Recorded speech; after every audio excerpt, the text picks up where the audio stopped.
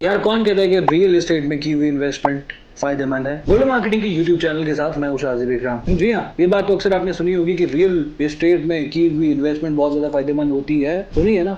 बिल्कुल।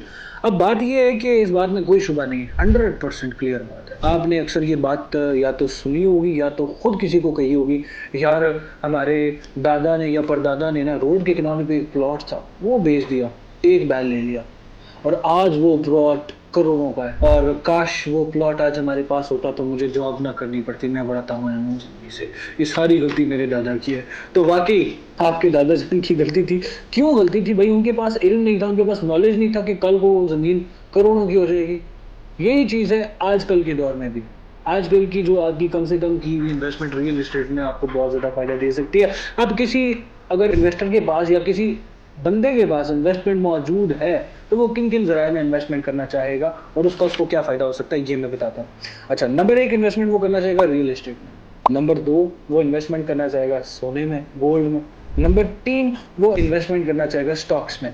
अब सोने की जो इन्वेस्टमेंट है उसके ऊपर कोई बहुत ज्यादा आरओआई नहीं है, बहुत ज्यादा आपको फायदा नहीं होता, बहुत ज्यादा रिटर्न ऑन इन्वेस्टमेंट नहीं है।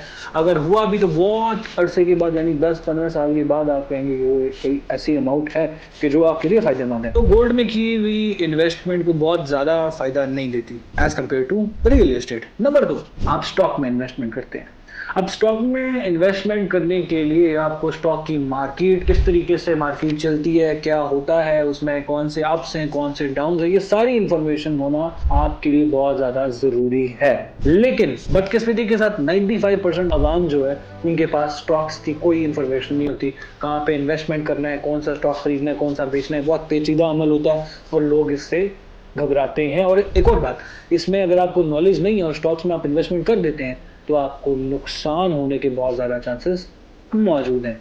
अब तीसरे नंबर पे जी, रियल एस्टेट। रियल एस्टेट की जो मार्केट है या जो रेट ऑफ द लैंड है वो रेट वक्त के साथ साथ बढ़ता जाता है। इसमें कमी तो बहुत कम है, ऐसा हो कि वाकई हो, लेकिन बढ़ोतरी बहुत ज्यादा होती है। एक तो उसमें आपको इन्वेस्टमेंट आपकी बढ़ती जाएगी बढ़ती जाएगी बढ़ती जाएगी टाइम के साथ। दूसरा ये है कि अगर वहां पे आप अपनी जमीन पर कोई कंस्ट्रक्शन कर लेते हैं, कोई शॉप बना लेते हैं, कोई घर बना लेते हैं, तो उसकी रेंटल वैल्यू काफी ज्यादा होती है, यानी आपको पर मंथ वो एक इनकम जनरेटिंग सोर्स दिला देता है। अब ये वो बातें हैं जो कि आम बंदे को भी पता है। अब इन्वेस्टमेंट करना इस वक्त क्यों जरूरी है? क्योंकि इस वक्त पाकिस्तान की मार्केट बुलंदी की तरफ जाने लगी है। पाकिस्तान की रियल एस्टेट मार्केट की बात कर रहा हूँ।